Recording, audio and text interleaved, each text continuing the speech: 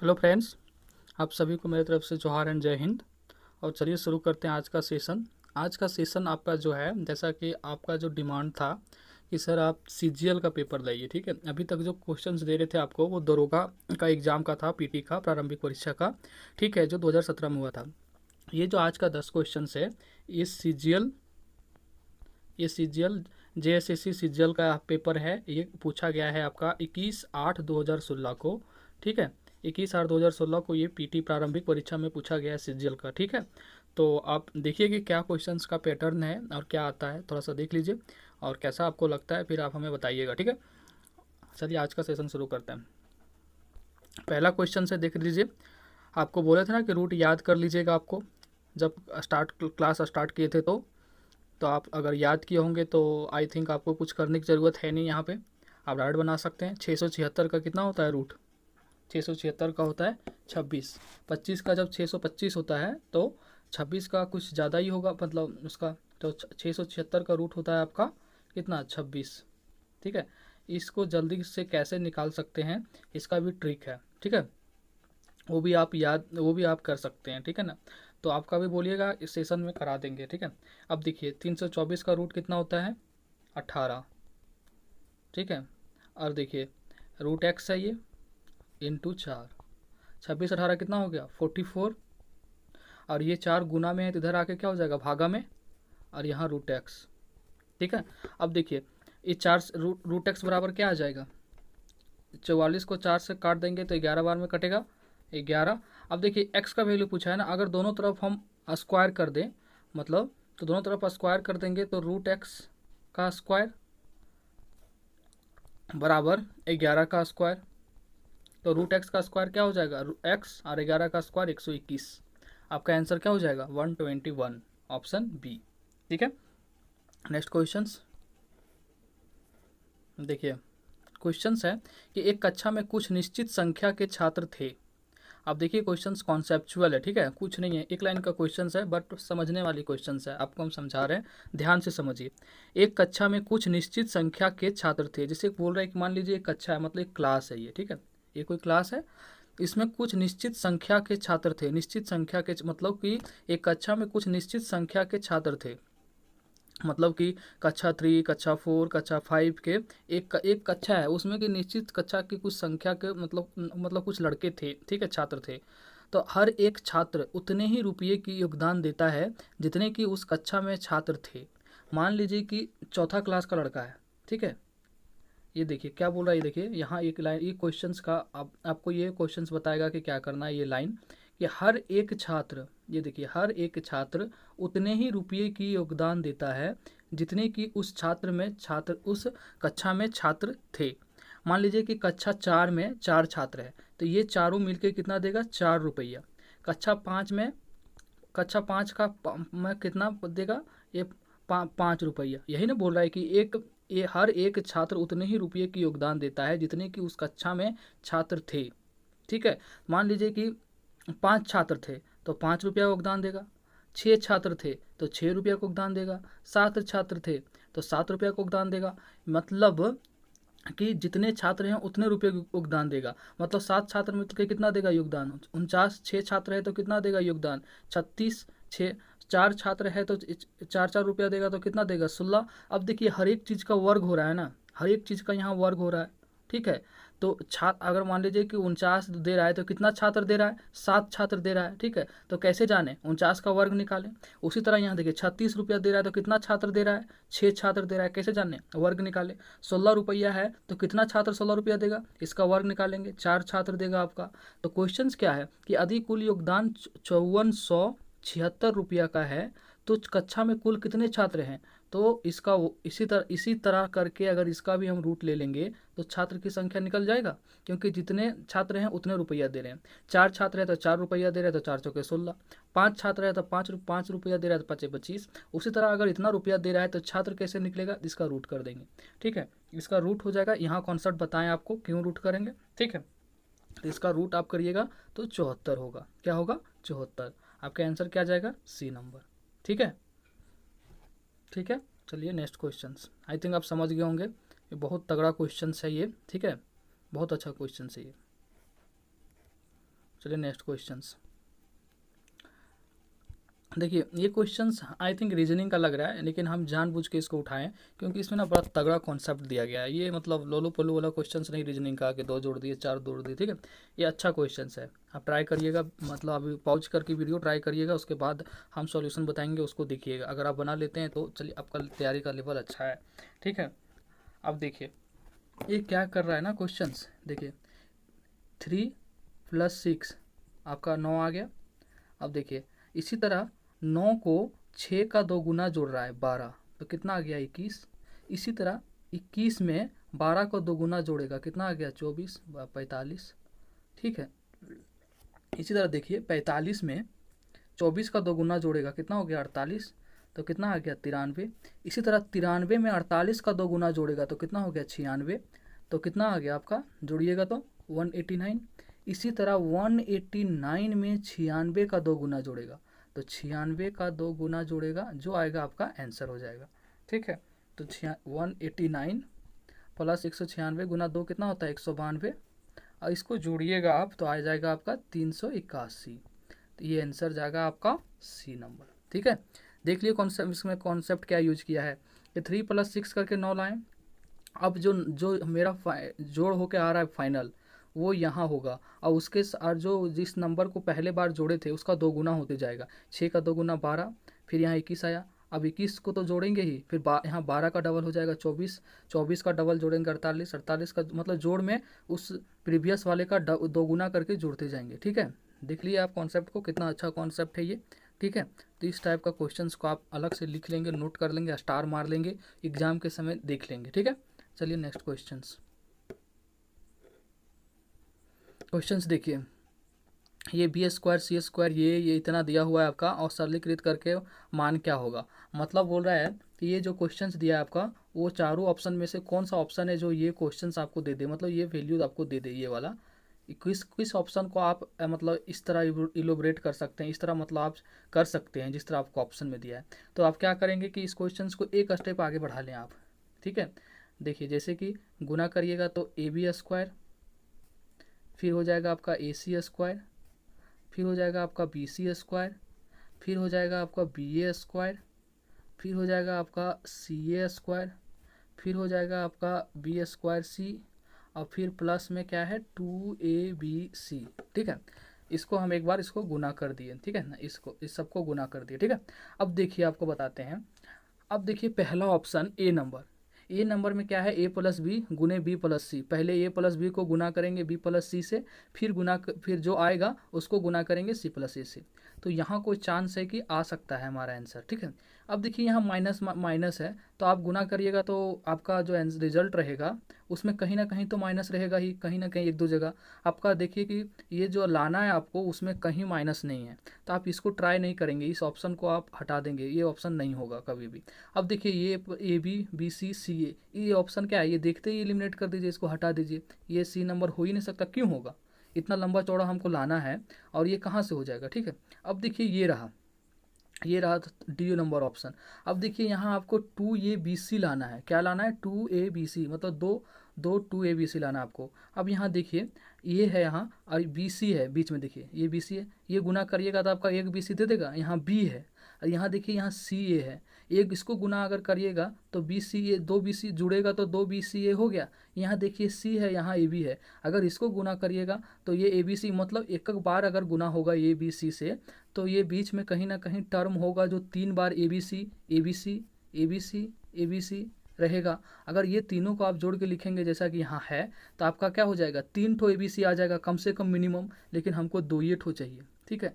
तो इस तरह से डी भी नहीं होगा, आपका ऑप्शन बचता है केवल ए। आप अगर ए को गुना करिएगा, आप ए को गुना अगर करते हैं A + B गुने B + C गुने C + A, तो आपका आ जाएगा ये वाला ऑप्शन। इसको गुना करिएगा तो ये आ जाएगा, आपका पूरा आएगा, ये सेम टू सेम आएगा। इसीलिए आपका आंसर जाएगा ए नंबर। क्या जाएगा ए नंबर, ठीक है। आप गुना करके देख सकते हैं, आप गुना कर लीजिएगा। कैसे गुना करते हैं इसको एक स्टेप हम कर देते हैं, फाइनल आप करिएगा। इसको करिएगा AB, फिर करिएगा AC, फिर होगा आपका B², फिर होगा BC, ठीक है। अब इसको गुना करिएगा अब C + A से, सी से सब गुना होगा, ये सी से ये सब गुना होगा इतना, फिर उसके बाद ए से ये सब गुना होगा, उसके बाद ये आपका सेम टू सेम आएगा। ठीक है, तो आपका आंसर होगा ए नंबर। ठीक है, इसमें कुछ नहीं करना है, गुना करना है पहला ए ऑप्शन को। अब बी सी डी पे क्यों नहीं ध्यान देना आपको हम बता दिए। अगर आप गुना भी नहीं करते और बी सी डी को हटा देते तो भी आपका आंसर ए आ जाता। ठीक है, तो आप समझ जाइए। ठीक है, कि सब ऑप्शन के पीछे नहीं पड़ना है। ठीक है, चलिए नेक्स्ट क्वेश्चन।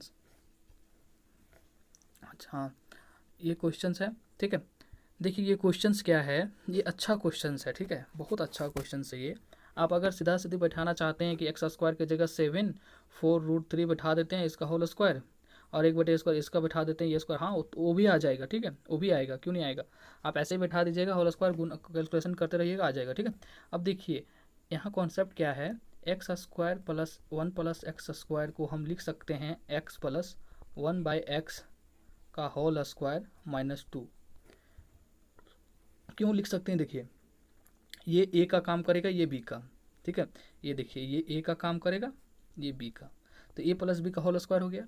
ए स्क्वायर लिखेंगे तो X square, plus B square लिखेंगे तो 1 प्लस एक्स स्क्वायर, यही तो है, यहाँ आ गया। अब इंटू में लिखेंगे 2ab। अब देखिए 2 into x into 1 plus x, तो x into 1 plus 1/x cut जाएगा तो 2 आएगा, तो 2 एक्स्ट्रा आता ना 2, इसको करते तो -2 कर दी, तो वो कैंसिल हो जाएगा, इसका मतलब ये बराबर ये हो गया। ठीक है, तो इसको हम ऐसे लिख सकते हैं। ठीक है, अब देखिए अब हमको क्या करना है, सीधा सीधी अब हमको बैठाना है फॉर्मूला 7/4√3 प्लस 1/7 - 4√3, ये वैल्यू दिया है आपको, का होल स्क्वायर -2। ठीक है, अब यहाँ देखिए आप इसको क्या करेंगे ना कि एलसीएम लेके मत करने लगिएगा। ठीक है, आप कर सकते हैं, आपका आंसर बोले तो हर एक एंगल से आएगा, लेकिन जो बताने का मकसद क्या है, फिर आप तो कर ही सकते हैं। ठीक है, हम क्यों बताएंगे जब आपको ओल्ड मेथड ही बताना है, वही सब ट्रेडिशनल की लंबा चौड़ा करते रहिए, इसलिए हम इसको बता रहे हैं आपको। देखिए जैसे ऐसा केस आ जाए, देखिए ये वाला केस देखिए आप, ये क्या है, 7 का स्क्वायर करिएगा तो 49 माइनस 4√3 का स्क्वायर करिएगा तो 4 चौके 16 गुने 3√3 हो जाएगा 48, मतलब 49 माइनस 48 1 आ जाएगा। तो इस केस में क्या होता है, इसको अगर आप परिमेयकरण करते हैं, किसको आपको अलग से हम बता देंगे इसको करके क्वेश्चंस करके, अगर इसको आप परिमेयकरण करते हैं, परिमेयकरण बोलते हैं कि जो साइन चेंज करके नीचे ऊपर से गुना करना। ठीक है, तो ये आपका सीधा सीधी आ जाएगा 7/4√3। ठीक है, आप इसको ऐसे भी कर सकते हैं, आप देख लीजिएगा 7/4√3 आता है कि नहीं प्लस में, और इधर आ जाएगा आपको -2। आप सीधा सीधी करके देखिएगा, 7/4√3 को एलसीएम ले लीजिएगा और आप नीचे एलसीएम रखिएगा और इसका होल स्क्वायर करिएगा, यहाँ 1 आ जाएगा। अब इसको करिएगा, आपका आ जाएगा, कोई दिक्कत नहीं है। ठीक है, लेकिन हम आपको बता रहे हैं शॉर्ट के लिए। अब देखिए ये 4 + √3 से ये 4 - √3 कट जाएगा, 7 + 7 14, तो ये 14 का स्क्वायर -2, तो कितना हो जाएगा 196 - 2 194। ठीक है, ठीक है, ये होगा आपका आंसर। अब चलिए इक्वेशंस तो बन गया। आपको एक चीज़ बताते हैं, अगर आपको लग रहा होगा कि ये क्यों किए हम 7 - 4√3 के जगह पे 1/7 -4√3 के जगह पे 7 + 4√3 क्यों लिखें। देखिए परिमेयकरण इसको बोलते हैं, 7 + 4√3 साइन चेंज करके नीचे ऊपर से गुना हो जाता है। ठीक है, देखिए साइन चेंज हो गया, नीचे ऊपर गुना होगा। अब इसको अगर आप गुना करने जाइएगा ऊपर में तो क्या आ जाएगा 7/4√3, 1 से गुना कर, नीचे देखिए ये ए है ये बी है, इसी तरह यहाँ पे ये ए है ये बी है। तो आपको एक फार्मूला पढ़ाया जाता होगा, a - b into a + b का क्या होता है फार्मूला, a² - b स्क्वायर। यहाँ देखिए a² बराबर 7 का स्क्वायर -4√3 का स्क्वायर। ठीक है, तो ये कितना हो जाएगा ऊपर में 7/4√3। ठीक है, और नीचे देखिए 49 माइनस 4√3, 4√3 दो बार लिखेंगे, 4√3 दो बार लिखेंगे, तो 4 चौके 16 और √3 गुना √3 कितना हो गया 3, कितना हुआ 48। अब देखिए 49 - 48 ये क्या देगा, नीचे वाला आपका 1 देगा। अब 7 + 4√3/1, तो 7/4√3 हम वहाँ डायरेक्ट यूज किए थे। ठीक है, इसीलिए वहाँ लिखे थे, इसीलिए हम आपको बताए थे कि ऐसे केस जहाँ पे नीचे स्क्वायर होके 1 आए वहाँ आपको एलसीएम उलसीएम लेने की ज़रूरत नहीं है, आप डायरेक्ट ये लिखेंगे 7 + 4√3। अब ये कैसे आता है ये यहाँ आपको हम बताएं। ठीक है, तो इतना लंबा चौड़ा आपको हर एक जगह करने की ज़रूरत नहीं है। ठीक है, आप इसीलिए क्वेश्चन सेट ही होता है, इस टाइप का क्वेश्चन इसी के बनने के लिए ही सेट होता है, ठीक है ना। तो हम आपको बताएं, अगर इतना करने लगिएगा ये क्वेश्चंस के पीछे तो सोचिए कि क्या होगा, ठीक है। तो आप ठीक है, आप ऐसे भी कर सकते थे 7 - 4√3 का होल स्क्वायर बटे 1 - 1/7 - 4√3 का होल स्क्वायर, ठीक है। आप उसका स्क्वायर करते, रूट लेते, एलसीएम लेते, बन जाता आपका आंसर, कोई दिक्कत नहीं। लेकिन आपको जो हम बताएं अगर वो ठीक लगता है तो आप वही करें, अन्यथा जो आपको आता है वो करें, ठीक है। आप ये क्यों किए थे, हम यहाँ क्यों लिखे थे 7 + 4√3, ये आपको हम बता दिए, ठीक है। आई होप आप समझ गए होंगे। चलिए नेक्स्ट क्वेश्चन। जो चीज़ नहीं आता आप सीखें, ठीक है, अभी कुछ नहीं बिगड़ा है, आप सीखें, अभी डेट भी नहीं आया है, ठीक है।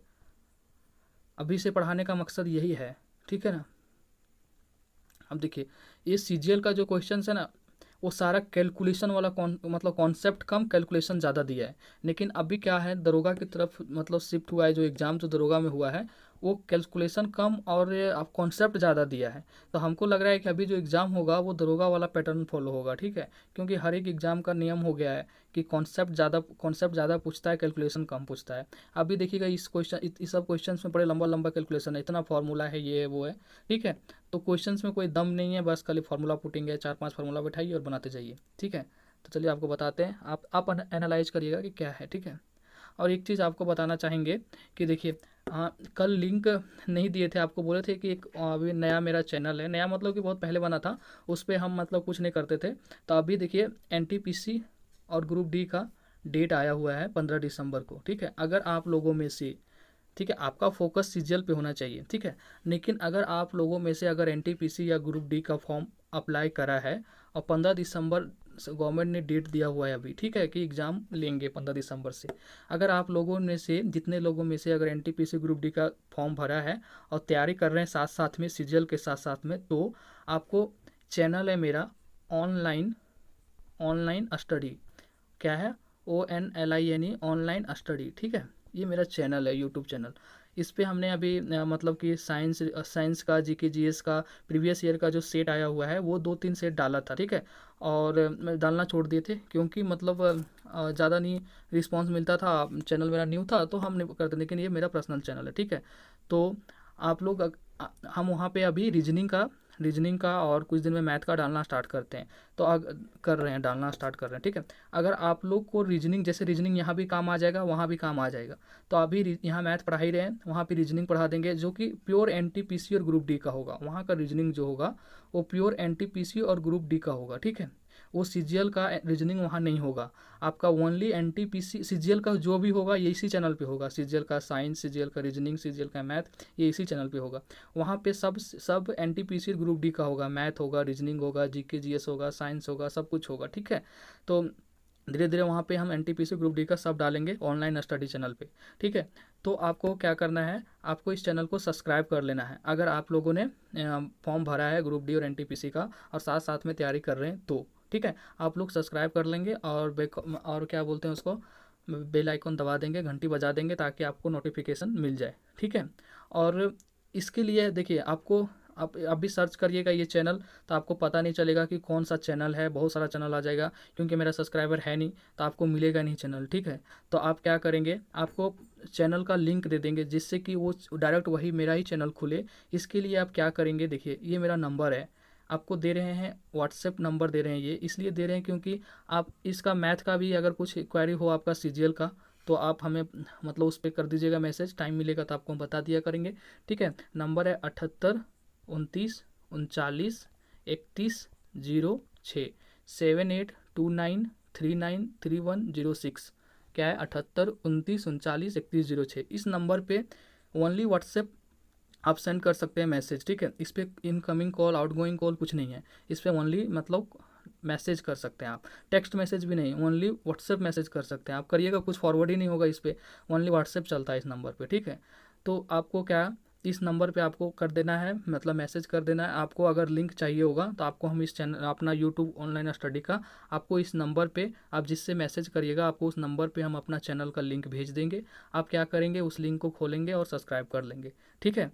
तो ये मेरा नंबर है, ठीक है। आपको कोई भी दिक्कत हो ठीक है। कोई भी दिक्कत हो आप हमें मैसेज कर सकते हैं, कोई भी नोट्स वगैरह हो या पीडीएफ वगैरह हो, यहाँ पे इंक्वायरी कर मतलब कुछ भी करिएगा, आपको हम यहाँ पे बता देंगे, ठीक है। और जैसे कुछ अगर होता है तो मेनली आप एनटीपीसी ग्रुप डी का जो अपना चैनल का लिंक है वो इस पर आपको भेज देंगे, आप एक मैसेज करिएगा। अभी 2-3 जनों ने कमेंट किया था कि सर चैनल का लिंक नहीं है इसमें, तो हाँ इसमें लिंक नहीं था प्रीवियस वाले वीडियो में, ठीक है, और इसमें भी नहीं होगा, इसलिए आपको बोल रहे हैं कि ये नंबर है 7829393106, ठीक है, 10 डिजिट है ना, 2 4 6 8 10, हाँ ठीक है, इस पर आप मैसेज करेंगे आपको मिल जाएगा, ठीक है, आपको ये मिल जाएगा, आपको लिंक आपको इस पर हम दे देंगे, ठीक है। और आपको एनटीपीसी का मैथ इतने अच्छे से कराएंगे, रीजनिंग इतने अच्छे से कराएंगे कि आप सोच नहीं सकते, ठीक है। आप एनटीपीसी ग्रुप डी का रीजनिंग वहाँ से कर लेंगे ना, तो आपका सीजीएल का ऑलमोस्ट 100% लगभग कवर हो जाएगा रीजनिंग, ठीक है, आप समझ सकते हैं लगभग, क्योंकि रीजनिंग का कॉन्सेप्ट जो भी होता है सब लगभग सेम ही होता है, ठीक है। और वहाँ पे प्रीवियस ईयर का मतलब आपका जीके जीएस साइंस का भी क्वेश्चंस डालते हैं, ठीक है, सेट बाय सेट डालें, अभी मतलब डालना छोड़ दिए थे, अब रेगुलर डालेंगे, ठीक है, पक्का डालेंगे उस पर। तो आप जो आपको बताया इस पर आप प्लीज़ लिंक पे मतलब आप मैसेज करेंगे, आपको लिंक भेज देंगे, ठीक है। और एक जन पूछे थे पिछले में कि सर आप कहाँ से हैं, तो हाँ सर भाई हम झारखंड से ही हैं, ठीक है, हम झारखंड से हैं, आपका हम लोग सब झारखंड से हैं, और हम कोडरमा ज़िला से हैं झारखंड से, ठीक है। हम कोडरमा का ही रहने वाले हैं और कोडरमा में ही रहते हैं, और हम कोडरमा मतलब बचपन से कोडरमा में ही रहे, ठीक है। तो आई थिंक आप लोग समझ गए होंगे, इस पर आप मैसेज कर दीजिएगा। और हम प्लान कर रहे हैं कि सीजीएल का जो एक्सपेक्टेड क्वेश्चन है 20 था, 20 को मैथ 20 जो आएगा, एक्सपेक्टेड क्वेश्चंस का आपका एक टेस्ट सीरीज चलाएं, मतलब सैटरडे संडे को 2 टेस्ट चलेगा, सैटरडे संडे को देखते हैं आप लोग कितना रिस्पॉन्स रहता है आप लोग का, आप लोग क्या चाहते हैं। अगर आप लोग चाहते हैं कि टेस्ट हो, अगर आप लोग देखेंगे टेस्ट में जुड़ते हैं तो कंटिन्यू रखेंगे, नहीं तो क्लास जैसे चल रहा हो तो चलेगा ही चलेगा, ठीक है। 20 क्वेश्चंस का रहेगा आपका टेस्ट, एक्सपेक्टेड क्वेश्चंस रहेगा जो हमें लगेगा कि हाँ ये इंपॉर्टेंट क्वेश्चन है, आ सकता है एग्जाम में, ठीक है। और उस टेस्ट का डिस्कशन आपको जैसे क्लास में करवाते हैं वैसे आपका डिस्कशन करवा देंगे, ठीक है। उस क्वेश्चंस का लेवल अच्छा होगा, थोड़ा सा अप लेवल करके आपको क्वेश्चंस देंगे, ऊपर उठा के इसलिए देंगे क्योंकि अगर मान लीजिए मतलब सीजीएल क्वेश्चंस का लेवल बढ़ा भी देता है तो आप घबराएं नहीं, आपको उस लेवल तक हम टेस्ट में ले जाएंगे, एक लेवल ऊपर तक, ठीक है। इसीलिए तो अगर नहीं भी बनेगा क्वेश्चंस आपका टेस्ट में तो घबराने की ज़रूरत नहीं है, आपके साथ हम डिस्कस करेंगे, ठीक है।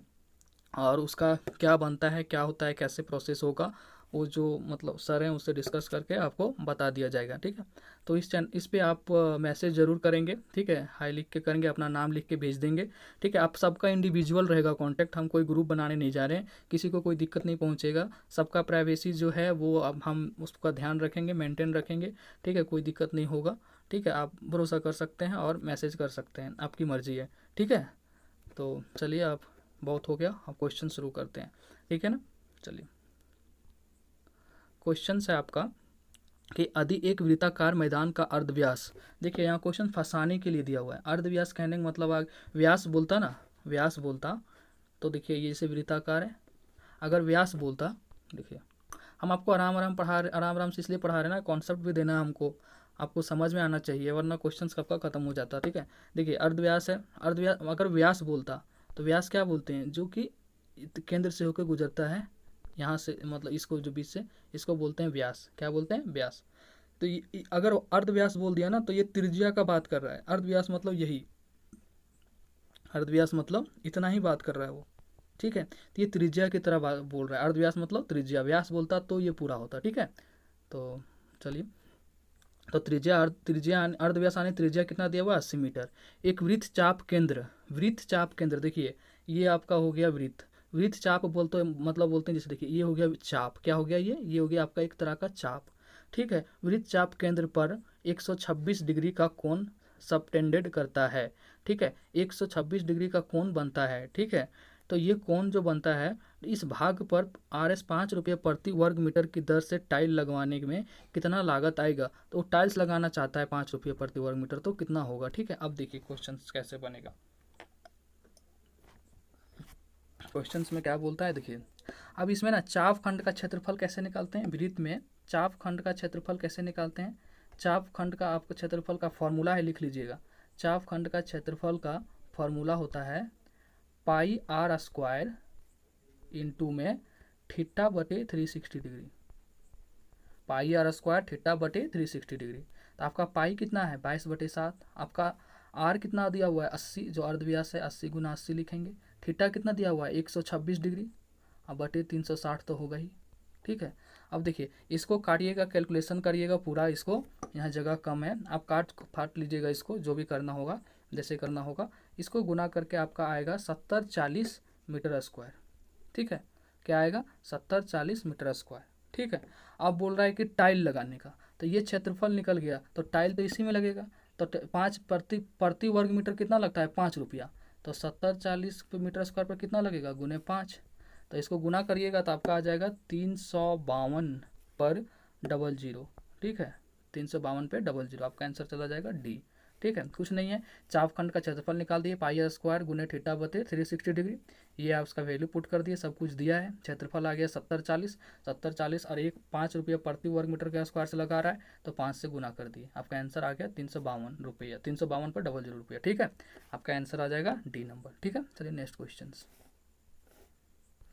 देखिए ये क्वेश्चंस भी कॉन्सेप्चुअल क्वेश्चंस है, इसको बनाने के लिए हम 1 मिनट में बना देंगे। ठीक है ना, नहीं 1 सेकंड में बना देंगे, देखते ही बन गया समझ लीजिए, लेकिन आपको कॉन्सेप्ट देना है, और ये कॉन्सेप्ट देंगे कैसे आपको, उसके लिए 2-4 मिनट का समय लगेगा। आप देखिए कैसे होगा क्वेश्चंस ध्यान से समझिएगा, कोई हड़बड़ी की ज़रूरत नहीं है। ठीक है, देखिए बोल रहा है कि एक कंपनी अपने सेल्समैन के लिए सेल्स कमीशन बढ़ाकर 4% से 5% कर देते हैं।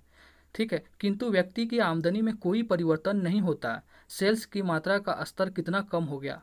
अच्छा आप सोचिए, जैसे देखिए आप कहीं काम कर रहे हैं, किसी कंपनी में काम कर रहे हैं, आपको क्या है कि कमीशन मिलता है, आप जितना सेल करिएगा, सेल्समैन का काम होता है, जितना आप सेल्स करिएगा, जितना प्रोडक्ट आप सेल्स करिएगा, उसके अकॉर्डिंग आपको प्रतिशत पे आपको कमीशन मिलेगा। मान लीजिए कि आप 100 प्रोडक्ट सेल कर रहे हैं, कितना प्रोडक्ट सेल कर रहे हैं 100 प्रोडक्ट सेल कर रहे हैं, कितना 100। ठीक है, और आपको क्या कर रहा है 4% का आपका कमीशन है, तो 100 प्रोडक्ट सेल किए तो कितना कमीशन बना आपको 100 गुना 4 बटे 100, ये कट जाएगा, यानी आप 100 प्रोडक्ट सेल करते हैं तो आपको 4 रुपया कमीशन मिलता है। ठीक है, अब यही बोल रहा है ना कि 4% से बढ़ा के सेल्स को क्या, 4% से कमीशन को बढ़ा के क्या कर दिया गया 5%, कितना कर दिया गया 5%। ठीक है, तब तो अब फिर भी बोल रहा है कि बढ़ाने के बावजूद आमदनी में कोई परिवर्तन नहीं है, वो 5% कर देने के बावजूद उसकी आमदनी 4 ही रुपया है, कितना है 4 ही रुपया है। अब बताइए कि हम किसी का प्रति सेल्स पर मतलब जो कमीशन है बढ़ा दिए, लेकिन फिर उसका आमदनी नहीं बढ़ा, ये कब होगा, ये तब होगा जब आप मतलब जो पहले 100 सेल्स मतलब प्रोडक्ट बेच रहे थे, तो आप अभी 100 नहीं बेच पा रहे हैं, आप इससे कम प्रोडक्ट बेच रहे हैं, जिसके कारण आपका कमीशन तो बढ़ गया। कमीशन किस पे है, प्रोडक्ट पे है। अगर आप 100 प्रोडक्ट बेचिएगा तब तो 4% का 4 मिलेगा, अगर आप 100 प्रोडक्ट बेच रहे हैं तब जो 5% बढ़ा है तब आपको 5 रुपया मिलेगा। अगर आप यहाँ भी 100 प्रोडक्ट बेच देते हैं तो 100 प्रोडक्ट का कमीशन 5% के हिसाब से आपको कितना मिलता 5 रुपया, तब तो आपको 4 से 5 रुपया हो जाता कि चलिए मेरा जो प्रतिशत बढ़ा था सेल्स कमीशन का वो चलिए 1 रुपया बढ़ के मिला। अगर आप 100 प्रोडक्ट यहाँ भी बेचते हैं तब, अगर आप 100 से कम बेच रहे हैं, ठीक है, तब तो आप इसका तभी तो आपका ये सेल्स जो प्रतिशत मतलब सेल्स कमीशन बढ़ने के बावजूद भी आपका नहीं बढ़ा कमीशन। ठीक है, तो आप कितना बेच रहे हैं जो कि आपका नहीं बढ़ा, आपका सेल्स कितना घट गया। ठीक है, आपका सेल्स कितना घट गया। ठीक है, तो अब देखिए कैसे निकालेंगे, मान आपका सेल्स कितना घट गया। देखिए आप एक नंबर लेते हैं, देखिए 80 लेते हैं, ये 80 लेते हैं, 80 का हम निकालते हैं 5%। मान लेते हैं हम कि आप 80 प्रोडक्ट बेचते हैं, कितना 80 और आपका सेल्स कमीशन बढ़ा हुआ है 5%। ठीक है, पहले आप 4% था तो आप 100 बेचते थे, अब 5% है तो आप 80 बेच रहे हैं। तो अब देखिए 20 चौका 80, 20-25 100, 5 का 5, देखिए यहाँ भी आपका कमीशन 4 रुपया बन रहा है 5% के हिसाब से भी। क्यों, क्योंकि 4 रुपया क्यों बच रहा है बन रहा है, क्योंकि आप 80 ही प्रोडक्ट बेच पाएँ। कितना बेचे 80 प्रोडक्ट, तो आपका प्रोडक्ट कितना घट गया, पहले 100 बेचते थे अब 80 बेच रहे हैं, कितना घट गया 20, कितना में से घटा 100 में से, नीचे 100 गुना 100 प्रतिशत निकालना है, तो ये 100 से 100 कट गया, कितना घटा 20% आपका घट गया, आपका आंसर क्या जाएगा डी। ठीक है, अब देखिए ये तो 80 आपको तो चलिए हम आपको बताए थे कि चलिए 80 ले लेते हैं, इतना करते हैं तो देखते हैं 4 आता है कि नहीं। ठीक है, अब ये आप कैसे निकालिएगा कि ये 80 ही आएगा।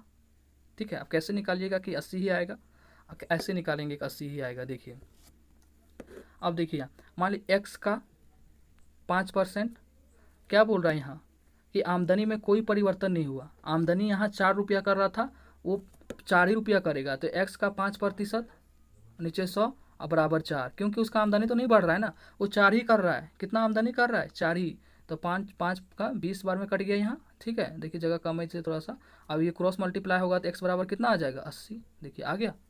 तो आपका कितना, आप 80 प्रोडक्ट सेल कर रहे हैं। कितना प्रोडक्ट सेल कर रहे हैं? 80 प्रोडक्ट। आप पहले कितना करते थे? 100। आप 100 प्रोडक्ट सेल करिएगा, 4% के हिसाब से सेल मिलेगा आपको 4 रुपया। लेकिन आपका सेल्स घट गया, आप 80 ही सेल कर रहे हैं, लेकिन आपको 5% कमीशन मिल रहा है। अगर मान लीजिए आपका प्रतिशत नहीं बढ़ता, 4 ही के हिसाब से रहता, तब तो आपका घट जाता ना कमीशन, लेकिन आपका बढ़ा हुआ है, 5% हो गया है, तब जाके आप 80 प्रोडक्ट सेल कर रहे हैं, तब आपको 4 ही रुपया मिल रहा है। इसीलिए आपका आमदनी में कोई परिवर्तन नहीं है। इसका मतलब है पहले आप 100 बेचते थे, अब आप 80 बेच रहे हैं। कितना कम बेच रहे हैं? 20। कितना में से? 100 में से। तो बताइए 100 100 100 कट गया, आपका आंसर क्या आ गया? 20। ठीक है। अब देखिए इतना तो आपको दिमाग में बैठाएं कि कॉन्सेप्ट क्या है, इस क्वेश्चन के पीछे लॉजिक क्या है। अब देखिए अब इस क्वेश्चन को देखते कैसे बनाएंगे। ये देखिए 4% से 5% हो गया, ठीक है, सेल्स, लेकिन आमदनी में कोई परिवर्तन नहीं। देखिए ये तभी लगाइएगा जो अभी बताने जा रहे हैं, जब ये लाइन मेंशन हो क्वेश्चंस में कि आमदनी में कोई परिवर्तन नहीं है, तब भी लगाइएगा, अन्यथा क्वेश्चंस हमेशा गलत होगा आपका। ठीक है, ये लाइन देख लेंगे तब ये जो आपको ट्रिक बता रहे हैं वो लागू करेंगे। ठीक है, ये लाइन बार बार आपको देखिए अंडरलाइन कर रहे हैं कि आमदनी में कोई परिवर्तन नहीं। तो 4% से 5% हो गया, यानी कितना? 1। अब कितना हुआ? 5 हुआ। जो हुआ वो नीचे लिखेंगे, गुने 100। इसको काटेंगे तो 20। ये हमेशा घटी वाला आएगा। घटी वाला क्यों आएगा? क्योंकि आपका आमदनी तो बढ़ा ही नहीं, आपका कमीशन बढ़ गया लेकिन आपका आमदनी नहीं बढ़ा। इसका मतलब क्या हुआ? पहले से कम कुछ बेच रहे हैं, पहले से कुछ कम काम कर रहे हैं। तो आप कितना कम कर रहे हैं? 20%। ठीक है, तो आपका आंसर क्या जाएगा? डी। ये वाला तभी आप लागू करेंगे जब ये दिया रहेगा आमदनी में कोई परिवर्तन नहीं होता है, तब भी ये आप लागू करेंगे, अन्यथा नहीं करेंगे कोई भी क्वेश्चंस में। और जो 4 से 5 हो रहा है, जितना बढ़ रहा है 1 लिखेंगे, और जो बढ़ के हो रहा है, ये जैसे बढ़ के 5 हो रहा है, वो यहाँ लिखेंगे नीचे। ठीक है, इतना याद रखेंगे आप, तभी ये बनाइएगा, वरना था जो आपको कॉन्सेप्ट पहले दिए वो लागू करिएगा आप। ठीक है, वरना क्वेश्चंस गलत हो जाएगा। आपको बार बार रिक्वेस्ट कर रहे हैं। चलिए नेक्स्ट क्वेश्चंस है, यदि m और n का पूर्णांक, ताकि m n इतना देखिए m के पावर n 121। ठीक है, अब इसको देखिए हम m के पावर n 11 का स्क्वायर लिख सकते हैं। तो देखिए m की जगह क्या आ गया मेरा? 11, और n की जगह क्या आ गया? 2। पूछ क्या रहा है? m -1 n + 1। अब देखिए m कितना आ गया आपका? 11 - 1। n कितना है आपका? 2। तो यहाँ हो जाएगा 3, 2 + 1 3, और यहाँ माइनस है तो 10 के पावर 3। तो क्या हो जाएगा? 1 पर 3 0। कितना आ गया आंसर? 1000। ठीक है, आंसर क्या जाएगा? डी। समझ गए आप? आसान क्वेश्चंस था। नेक्स्ट क्वेश्चंस देखिए, यहाँ भी जो सीजीएल का आपका 10 क्वेश्चंस लिए हैं, क्या यहाँ सब क्वेश्चंस टफ है? 6-7 क्वेश्चंस ईजी है। ठीक है, 5 क्वेश्चन तो बिल्कुल ईजी है, 2 क्वेश्चंस आपका मॉडरेट है, और 2-3 क्वेश्चंस थोड़ा लॉन्ग है, कॉन्सेप्चुअल है, अच्छा क्वेश्चंस है। तो क्या आपका 10 का 10 क्वेश्चन टफ नहीं ना पूछा? मान लीजिए यहाँ 20-30 क्वेश्चंस होगा, सब क्वेश्चंस तो टफ नहीं ना पूछेगा, एग्जाम का नियम है। इसलिए आप लोग क्यों बोलते रहते हैं कि टफ क्वेश्चंस? आपको 10 का 10 टफ क्वेश्चंस करा के क्या करेंगे? समझ रहे हैं? आपको सब तरह का क्वेश्चंस जानना है। आप ही का ये जो पूछा हुआ क्वेश्चंस करवा रहे हैं आपको। ठीक है, तो आप भरोसा रखें, आपको कुछ भी गलत नहीं करवाएंगे। ठीक है, अब देखिए 2 संकेंद्रित वृत्ताकार चक्र। अब देखिए आपको दिमाग में आना चाहिए, संकेंद्रित मतलब होता है, मतलब कि एक ही केंद्र से वृत्त बना हो। जैसे देखिए ये केंद्र है, ठीक है, ये केंद्र से एक वृत्त बनाइए। ठीक है, अब देखिए इतना अच्छा से बता रहे हैं आपको, क्या बोले, फिर भी आपको नहीं आता, अच्छा नहीं लगता वीडियो, अब हम क्या कर सकते हैं। आप कमेंट भी नहीं करते हैं कि सर क्या इम्प्रूवमेंट चाहिए आपको। ठीक है, आप बताते ना कि सर ये आप कर रहे हैं, आप ऐसे करिए, हम जरूर सुधारते। अब देखिए एक केंद्र है ये, इसी केंद्र से ये भी वृत्त बना हुआ है, ये वाला वृत्त, और बाहर वाला भी वृत्त बना हुआ है। इसको बोलते हैं संकेंद्रित वृत्त, संकेंद्रित वृत्ताकार। अब देखिए ये हो गया एक त्रिज्या। ठीक है, अब देखिए ये हो गया आपका यहाँ से एक त्रिज्या। ठीक है, अब मान लेते हैं हम कि यहाँ से यहाँ की जो त्रिज्या का है वो है R1। ठीक है, और यहाँ से यहाँ जो है वो हो गया आपका R2। ठीक है, क्या हो गया? R2। तो ये कितना हो जाएगा ये वाला? आप बताइए खुद। R2 में से R1 घटा देंगे तो क्या हो जाएगा? ये आपका हो जाएगा ये। तो क्वेश्चंस क्या बोल रहा है कि 2 संकेंद्रित वृत्ताकार चक्र की आंतरिक और बाह्य परिधियाँ आंतरिक परिधियाँ कितना दिया हुआ है 264, ये कितना है परिधि इसका अंदर वाला 264 कितना है 264 मीटर, ठीक है। और बाहर वाला का कितना है 352, होना भी चाहिए बाहर वाला का ज़्यादा, क्यों होना चाहिए, क्योंकि बाहर वाला का त्रिज्या ज़्यादा है, बाहर वाला का त्रिज्या पूरा है R2, यहाँ से ग्रीन वाला लाइन और ब्लैक वाला लाइन दोनों है, R1 प्लस R2 ये पूरा है, ठीक है, मतलब R2 है, मतलब ये पूरा बड़ा वाला त्रिज्या है इसलिए ज़्यादा होगा परिधि, ठीक है। बाहर वाला का परिधि दे दिया, अंदर वाला तो बोलता है चक्र की चौड़ाई क्या होगी, यही पूछ रहा है, ये चक्र बन रहा है, देखिए ये जो ना ये आपका ये चक्र बन रहा है, ये चक्का बन रहा है चक्र, तो यही आपका जो है ना ब्लैक वाला, ये कौन सा कलर ले लें आप, बहुत बचा ये बचा, हाँ ये वाला आपका पूछ रहा है कि ये क्या होगा, माने R2 माइनस R1 क्या होगा, ये पूछ रहा है। तो आपको निकल जाएगा, नहीं निकलेगा, आप समझ, आई थिंक आपका ये डायग्राम आपको समझ आ गया होगा, ठीक है। अब चलिए कॉन्सेप्ट पे अप्लाई करते हैं, ठीक है। कॉन्सेप्ट क्या है, इसको कर रहे हैं रफ, ठीक है, चलिए ये कॉन्सेप्ट बता दिया। अब क्वेश्चन देखिए, अब देखिए परिधि का फॉर्मूला क्या होता है, परिधि का फॉर्मूला होता है 2πr, क्या होता है 2πr। तो आप इसको कैसे करेंगे, इसको ऐसे करेंगे कि दो परिधि होगा, क्योंकि दो चक्र है, क्या है दो चाक, दो मतलब सर्कल है, तो दो परिधि होगा, ठीक है। तो दो परिधि होगा और उस दोनों का डिफरेंस निकाल लेते हैं, ठीक है। अब देखिए 2 बाहर वाला परिधि जो था आपका कुछ भी हो 2πr2 जो बड़ा वाला माइनस 2πr1 बराबर देखिए दिया हुआ है 352 माइनस 264। अब देखिए यहाँ से 2π कॉमन ले लिए, ये हो गया R2 माइनस R1 बराबर 352 में 264 घटाइएगा तो क्या आ जाएगा 88, ठीक है। अब देखिए ये 2 गुना 22/7 लिख सकते हैं, पाई का वैल्यू R2 माइनस R1, यही तो पूछ रहा है ना आपका चक्र की चौड़ाई। ये देखिए 22 दूनी 44 है, यहाँ ये 44 से ये कट जाएगा 2 बार में, 44 दूना 88। अब क्या हो गया R2 माइनस R1, इधर से 7 जाके गुना हो जाएगा 2 से, तो ये हो जाएगा 14, क्या हो जाएगा 14 मीटर। आपका आंसर आ गया, ठीक है। आपका आंसर क्या आ जाएगा, ये नंबर, समझ गए। आपका वो R2 माइनस R1 लिख रहा था, तो R2 माइनस R1 लाने का क्या तरीका है, आपको इसमें इससे घटा देंगे, ठीक है, आपका आंसर आ जाएगा। तो कैसे करेंगे, दोनों का परिधि इसलिए दिया हुआ है, अगर ये देखिए ये है, ये है, इसका अंदर वाला परिधि को हम बाहर से परिधियों से घटा दें तो निकल जाएगा ना। तो अंदर वाला परिधि मतलब बाहर वाला परिधि बड़ा होता है, बाहर वाला अंदर से घटा देंगे, इसमें इसको घटा देंगे तो ये बीच वाला भाग निकल जाएगा। तो 2πr2 बाहर वाला 2πr1 अंदर वाला, हाँ दोनों का वैल्यू दे दिया है 352 264, बस घटा दिए R2 माइनस R1 ही, यही तो चौड़ाई पूछ रहा था, ये R2 माइनस R1 चौड़ाई है, तो आपका आंसर आ गया 14, ठीक है। चलिए नेक्स्ट क्वेश्चन, और ये सेशन का लास्ट क्वेश्चन है, ठीक है। ये भी अच्छा क्वेश्चन है, लंबा क्वेश्चन है, ठीक है। कैसे है वो बताते हैं आपको। देखिए बोल रहा है एक वृत्ताकार मैदान में, चलिए पहले जो क्वेश्चंस बोल रहा है ये करिए, पहले आप डायग्राम से समझिए, टाइम लगेगा लगने दीजिए। एक वृत्ताकार मैदान है, ठीक है, और 180 मीटर लंबाई और 120 मीटर चौड़ाई का आयताकार टैंक, देखिए ये आपका इसमें बना हुआ है आयताकार, ठीक है। 180 मीटर लंबाई, 180 मीटर ये, और 120 मीटर चौड़ाई, 120 मीटर इधर, ठीक है, चौड़ाई का आयताकार टैंक बना हुआ है, ये टैंक है, ये क्या है आयताकार टैंक है, ठीक है, ये टैंक है, ठीक है।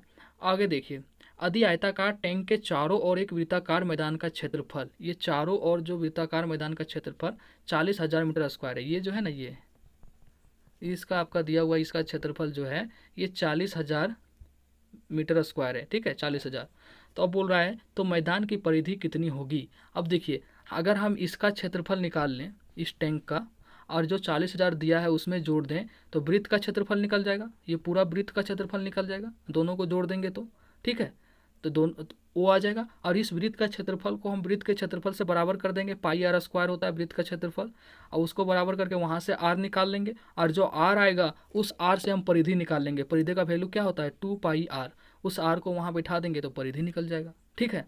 चलिए बनाते हैं इस क्वेश्चन को, आपको डायग्राम से समझ में आ गया, अब क्वेश्चन बनाते हैं। देखिए तो टैंक का क्षेत्रफल क्या होगा, टैंक का क्षेत्रफल होगा आपका 180 गुना 120, तो क्योंकि आयताकार टैंक है लंबाई चौड़ाई दे दिया है, इसको गुना करेंगे आपका आएगा 21,600 मीटर स्क्वायर, ठीक है, ये आ गया टैंक का क्षेत्रफल। अब देखिए टैंक आपको बोल रहा है ये 40,000 जो है मैदान का क्षेत्रफल, देखिए चारों ओर वृत्ताकार मैदान, टैंक के चारों ओर वृत्ताकार मैदान का क्षेत्रफल दिया हुआ 40,000, तो इसको जोड़ देंगे 216 पे 00 प्लस 40,000, तो ये निकल जाएगा आपका टोटल क्षेत्रफल। टोटल क्षेत्रफल कितना हो गया आपका, जोड़िएगा तो 616 पर 00 मीटर स्क्वायर, ये आ गया आपका टोटल क्षेत्रफल। ये टोटल क्षेत्रफल किसके बराबर है, वृत्त के क्षेत्रफल के बराबर। तो वृत्त का क्षेत्रफल का फॉर्मूला क्या होता है, वृत्त का क्षेत्रफल पाई आर स्क्वायर, क्या होता है पाई आर स्क्वायर। ये कितना दिया हुआ है 616 पे 00, पाई होता है 22/7 गुने आर स्क्वायर, आर तो निकालना है, आर तो नहीं पता ना, त्रिज्या, ठीक है। अब देखिए अगर इसको काटिएगा आप 11 से, तो 11 दूना 22, ठीक है। और ये देखिए 11 पचे 55, ठीक है, 11 पचे 55, और यहाँ फिर 6 बच जाएगा, तो 11 छक्के 66 पे 00 आ जाएगा ये, ठीक है। 11 से काट रहे हैं, आप काट लीजिएगा जैसे मर्जी नीचे ऊपर करके, ठीक है। 11 से काट दिए, अब देखिए फिर कटेगा क्या, अब देखिए ये 2 से कट जाएगा, ये हो जाएगा 28 पे 00। अब क्या बच गया, 28 पे 00 हो गया।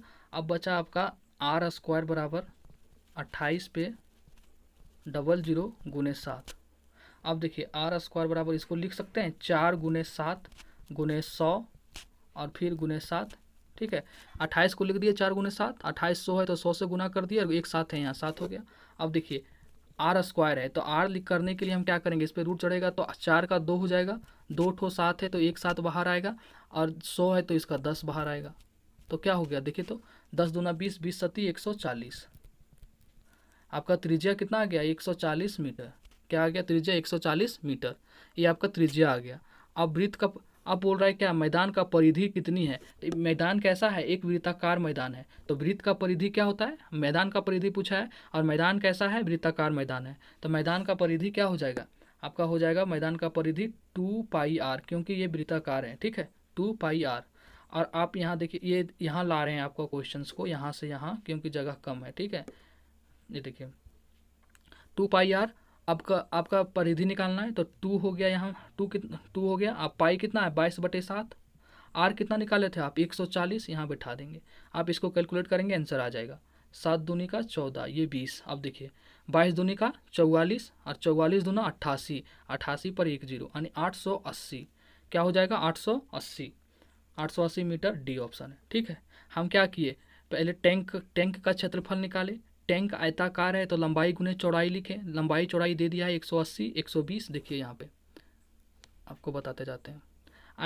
टैंक का क्षेत्रफल निकालें, ये देखिए 180 गुना 120 लिखें, क्यों लिखें, क्योंकि टैंक आयताकार है, यहाँ देखिए आप क्वेश्चंस पढ़ के समझिए, जिसकी देखिए 180 मीटर लंबाई और 120 मीटर चौड़ाई, आयताकार टैंक, आयताकार यहाँ है ना आयताकार, तो आयताकार मतलब लंबाई गुने चौड़ाई, कितना आ गया क्षेत्रफल 21,600। अब बोल रहा है कि बाहर का जो क्षेत्रफल है मैदान का, वृत्ताकार मैदान का जो क्षेत्रफल है चारों ओर, वो 40,000 है, चारों ओर 40,000 है, कितना है 40,000, ये देखिए, और टैंक का कितना है 21,600, तो दोनों को जोड़ दिए तो पूरा निकल गया, पूरा आपका वृत्त का क्षेत्रफल निकल गया, क्योंकि वृत्त के अंदर ही टैंक है, तो कितना आ गया 616 पे 00, ये आ गया टोटल एरिया, टोटल क्षेत्रफल 616 पर 00, ये टोटल क्षेत्रफल आपका वृत्त के क्षेत्रफल के बराबर है। ये देखिए ये वृत्त का क्षेत्रफल क्या होता है पाई आर स्क्वायर, क्या होता है पाई आर स्क्वायर, तो 616 00 बराबर पाई हो गया 22/7, आर स्क्वायर हो गया, आर स्क्वायर यहाँ लिख दिए क्योंकि आर का वैल्यू निकालना है।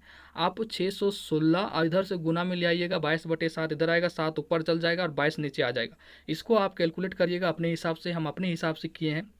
पहले 11 से काटे तो 5600 बार में कटा, फिर 200 काटे तो 2800 बार में कटा, अब नहीं कटेगा तो इसको क्या किया 2800 क्रॉस मल्टीप्लाई कर दिए, ये देखिए 2800 गुने 7। अब आर स्क्वायर हमको दिया हुआ है तो इसको लिख सकते हैं ना 4 गुने 7 28 को गुने 100 गुने 7, तो 4 से बाहर आ गया 2, 7 गुने 7 से बाहर आ गया 7, 100 से बाहर आ गया 10, तो ये गुना करके आपका आ गया 140 सेंटीमीटर, कितना आ गया 140 सेंटीमीटर। अब इस 140 सेंटीमीटर आपका त्रिज्या आया, लेकिन क्वेश्चंस फाइनली पूछ रहा है मैदान का परिधि कितना होगा, तो मैदान का परिधि कैसा होगा, कौन सा फॉर्मूला लगाएंगे, यहाँ देखिए एक वृत्ताकार मैदान है, तो एक वृत्ताकार मैदान है यानी वृत्त का परिधि क्या होता है 2 पाई आर, यहाँ लिखे हैं वृत्त का परिधि क्या होता है 2 पाई आर, तो 2 पाई आर 2 हो गया यहाँ, एक पाई मतलब 22/7, आर निकाले 140, यहाँ देखिए आप ये 140 यहाँ बैठा दिए, ये 7 दूना 14 20 बार में, अब इसको गुना कर दिए, 2 गुना 22 गुना 20, 22 दूना 44 और 44 दूना 88 पे 10 880, ये फाइनल आंसर आ गया। ठीक है, आई थिंक आप समझ गए होंगे। आप इस क्वेश्चन में कुछ नहीं था, खाली बैठाते जाइए और आंसर निकालते जाइए। ठीक है, चलिए बाय। कैसा लगा आपको लेक्चर आप प्लीज़ बताइएगा, और आपको जो बोले एनटीपीसी ग्रुप डी के लिए उस चैनल के लिए प्लीज़ सपोर्ट करिए और प्लीज़ मैसेज करिए। और अगर सच में आपको अच्छा लगा